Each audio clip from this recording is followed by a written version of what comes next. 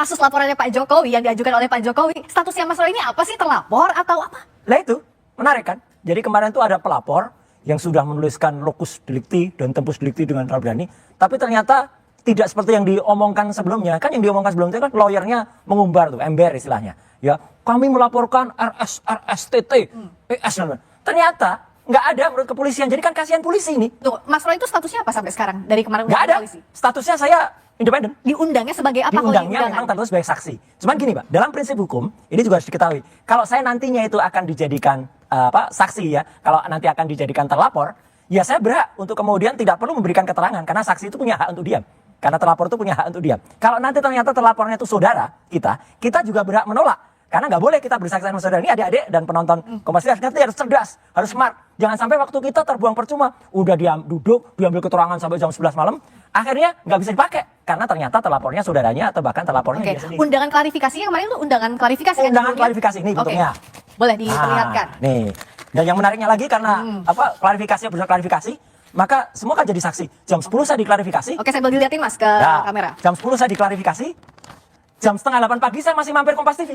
Nah, oke, itu isinya apa? Kan tidak kelihatan. Undangan klarifikasi. Sebagai diberitahukan kepada saudara, bla bla bla bla bla. Sambil dilihatin ke depan Mas, ya, kamera. Oh, kan nggak bisa baca nanti. Ya, sebagai saksi gitu ya. Di sini ada. Kemudian tentang pasalnya berapa? Oke, tapi objek perkaranya ada untuk kasus apa? Nggak ditulis juga. Pasal-pasalnya ditulis. Pasalnya ada sabrek 310, 311, 27A. Oke, jadi pencemaran nama baik, fitnah, undang-undang ITE. Terus yang jahat ini. Ada pasal 32 dan 35. Kenapa saya bilang jahat? Pasal itu, saya dulu perancang undang-undang ITE bersama dengan teman-temannya. Itu untuk transaksi elektronik. Untuk orang kalau kirim bukti kemudian diubah. Atau ada orang kirim data yang palsu tapi disebut asli. Itu kena, bukan untuk soal ini. Jadi kenapa kok pakai penyelundupan pasal? Dan yang paling penting, Mbak, kan di situ terus tanggal nih. Ada 26 Maret 2025. Lokasinya Jakarta Selatan. Jadi tempusnya jelas, lokusnya jelas. Saya nggak ada di situ. Jadi begitu saya nggak ada di situ, penyidiknya juga bingung. Pak Roy dengan enggak. Ya udah. Ngapain terusin? Selesai. Kalau sudah masuk di dalam proses penyidikan, maka akan menjadi saksi pelapor, saksi terlapor, kan begitu. Nah, mungkin ini, tadi saya belum lihat, tapi dari sepintas itu, ini adalah undangan klarifikasi. Nanti Bapak bisa membantu menjelaskan undangan klarifikasi itu, biasanya itu masih dalam tahap penyelidikan. Ya, nanti dicari keterangan, dikumpulkan keterangan-keterangan, bukti-bukti awal, apakah laporan atau yang dilaporkan ini memenuhi cukup bukti awal untuk sampai ke tahap penyidikan. Nanti biasanya di tahap penyidikan itu sudah ada tersangkanya. Tapi saya akan ingin melihat masalah ini, masalah besar, global. Ya. Bagi polisi ya, gonjang-ganjing, gaduh kayak gini ini ya, itu sudah sehari-hari itu makanan kita itu. Ya. Polisi itu setiap hari menghadapi sengketa. Bukan sengketa perdata, tapi sengketa pidana. Kasus ini yang terjadi adalah sengketa pidana antara dua pihak. Yes. Yang satunya lagi menuduh sana pakai ijazah palsu, dan yang dituduh enggak merasa punya. Yang dituduh itu balik menuduh bahwa itu menebarkan berita bohong. Itulah yang terjadi sekarang ini. Dan di dalam dunia sengketa itu kalau masing-masing menganggap dirinya benar itu ya udah wajar udah. Ya. Dengan alasan yang panjang lebar silakan lah. Cuman sayangnya sekarang ini ya, ini kasus ini sangat buat news. Artinya apa? Gampang diviralkan dan ini bagus untuk makanan media ini. Oke, nah, Pak, tapi kan jadi edukasi juga gini. Kalau untuk tahapan penyelidikan seperti apa? Saya hanya mengatakan kasus ini mudah viral kenapa? Melibatkan tokoh. Oke. Yang kedua ada indikasi ada yang ditutup-tutupi, ada yang nggak jujur. Nah, itu pasti akan diskusi oleh Dan yang ketiga menimbulkan perdebatan yang berkepanjangan.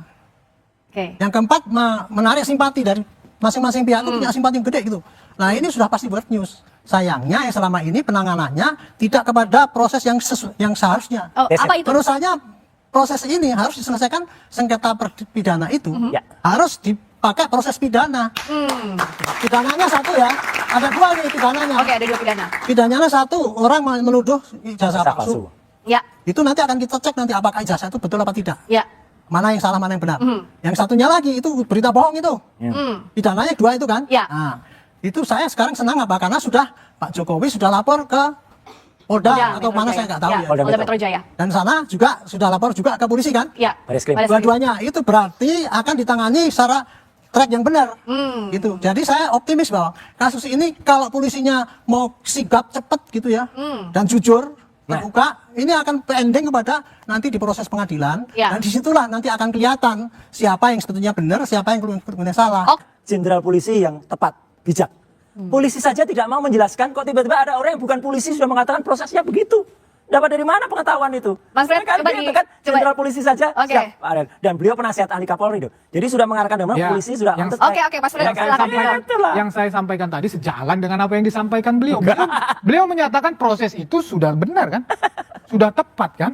Jadi sejalan. Dia nggak komentar soal itu, Nah, kan? saya sepakat dengan beliau, proses yang sedang berjalan ini, proses hukum ini sudah tepat untuk menyelesaikan kasus ini. Ya, kami juga, Pak Jokowi juga mengambil upaya hukum ini sebagai langkah terakhir. Ya, setelah ya klarifikasi penjelasan yang dilakukannya pengacaranya dari UGM ya, dari teman-teman kuliahnya, teman-teman yang bareng wisuda, kemudian juga dari mantan anggota KPU juga sudah menjelaskan.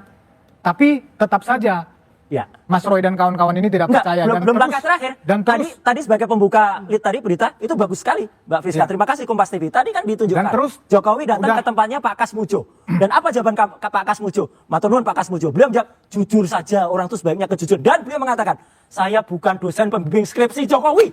Ya. Bukan juga saya dosen pembimbing akademinya. Karena dulu Pak Kasmujo itu pada tahun 80 sampai 85 beliau masih asdos. Asdos tuh nggak berat tanda tangan di situ. Jadi bohong semua soal Pak Oke, Kasmujo kita itu. Apalagi bahas nggak ada satu-satu. namanya di skripsi. Oke, dari awal proses dianggap tidak jujur.